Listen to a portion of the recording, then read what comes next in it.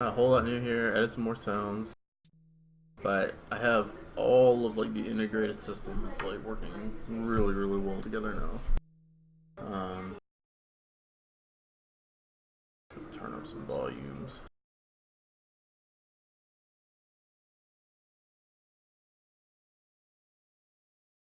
Alright, anyway. So, battery's on. It's providing power to DC Essential Bus. I borrowed all the aviation terms because whatever. So you turn it off, that goes away. The battery bus itself is always energized as long as the battery has power. It does things like open cockpits and runs other things that should always work, like lights, some of the lights inside, things that should always work. So anything that's tied to that will always work. You can see all of the information about each bus here. So here's the battery bus. It's energized. Here are the components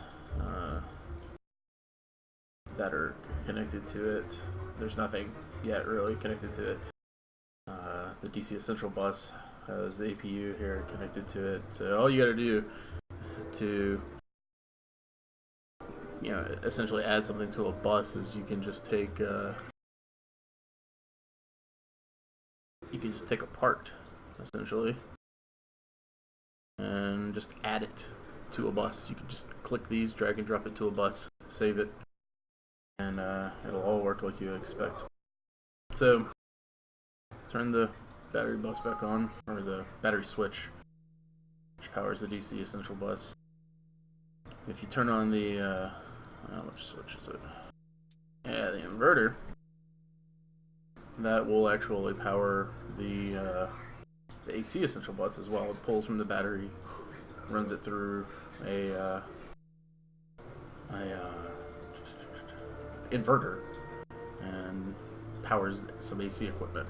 Now, see, these are essentially quote unquote air quote gauges that I don't have implemented in like models yet, but they're powered. You can see them going on and off as I get power.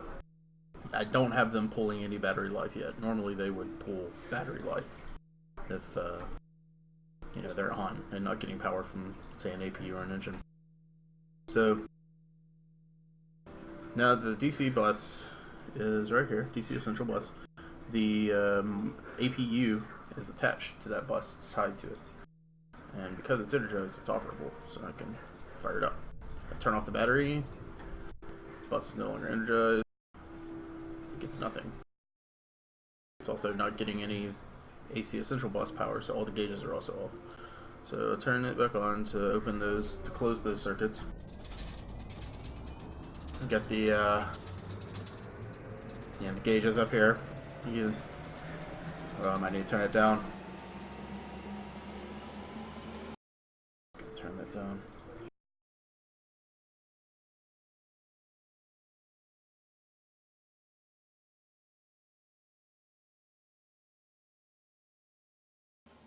Alright, so at some point, you see it's pulling the battery. It's pulling it at 225 amps a second. And this is amp seconds pulling away this battery life. At some point, though, it becomes self-sustaining. It's no longer pulling from the battery, it's pulling from the fuel, which isn't implemented yet. And once it gets to an even higher level, it actually just so it's providing like voltage. It's providing 115 volts to the AC Essential bus, or to the AC bus even. And so the battery is also tied to here it is, just the DC, no, the regular DC bus. Yeah, here we go, the DC bus. You see the battery's attached to it. So batteries are slightly special in that they can also receive power.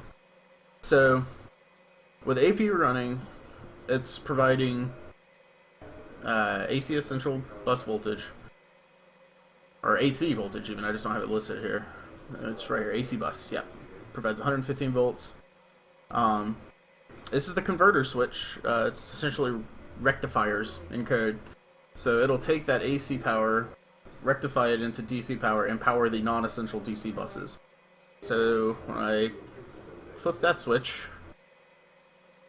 Now the DC bus is getting power. The battery is attached to that DC bus, and the batteries just have an opposite effect.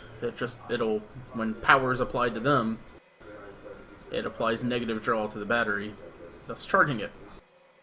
And so that'll slowly trickle back up to its, whatever its maximum value was. So now, because these buses are tied, I could turn the battery off, and all the buses are still powered because the the APU is providing, and battery's fully charged now, so it stops drawing. The APU is providing that AC power. The AC power pulls out. I'll show you this. You might.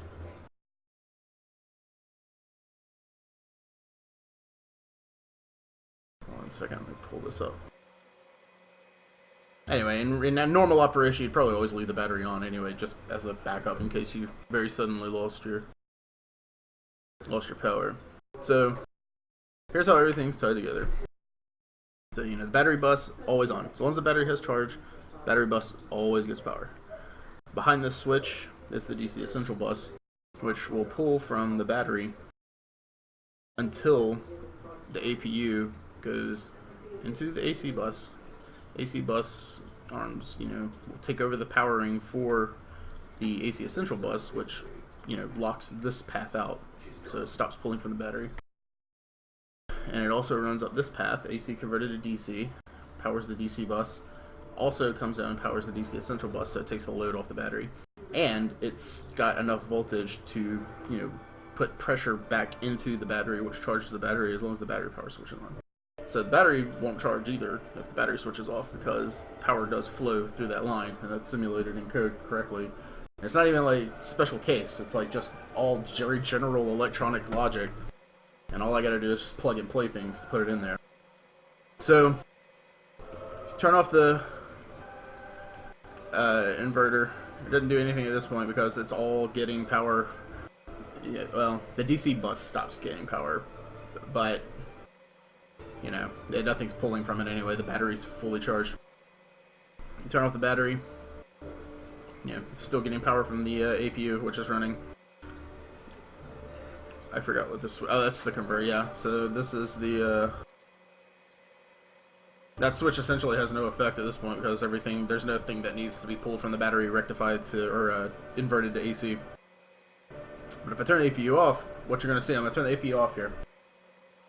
And for a while, the APU is still going to provide voltage up until I think 3,500 RPM.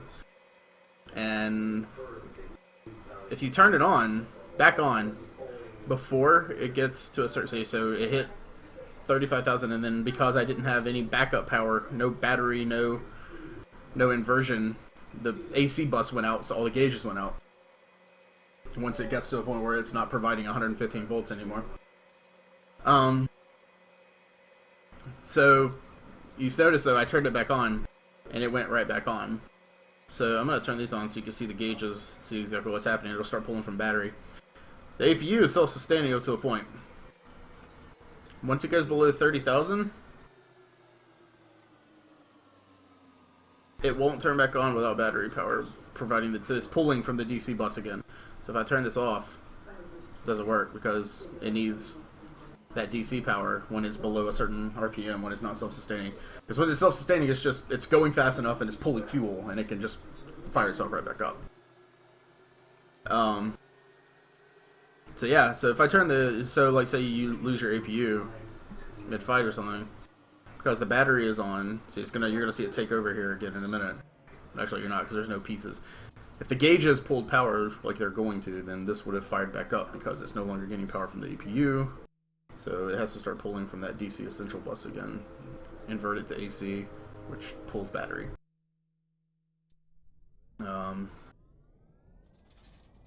Yeah, so you can see that there. But when this powers back up, see this is the inverter switch. This pulls the DC, inverts it to AC, and powers the gauges. But watch this, when the APU gets up to speed, it's no longer even trying to pull from the battery. So you're going to see it pop back up here once it gets to about 30-something thousand RPM, 35 I think. Battery draws off, it's self-sustaining, and there's the AC power back again. So even though the battery was off, once that APU takes over and is providing power, it essentially locks out all of the DC power. It's very much so modeled after the A10. See, the battery starts charging again because the power is flowing through the AC bus back through the DC essential bus, which goes back there. If I turn off the battery switch, it stops charging. Okay, it doesn't start charging, so I gotta fix that. But if the battery switch is off, it's supposed to lock out that circuit, and no power can flow into the battery. But that's what I got so far. And the next step's gonna be to like actually implement these in fucking like models as opposed to just text. But all the logic's there, and yeah, that's what I got so far. That's the electromechanical. That's the electro part. I don't have the mechanical part. I think the hydraulic's going to be a lot simpler. The hydraulic's just going to be, hey, am I moving? It consumes X amount of power per, or power pressure per move. Do I have pumps, replenishing this power? So I think that's going to be relatively simpler. But that's what I got.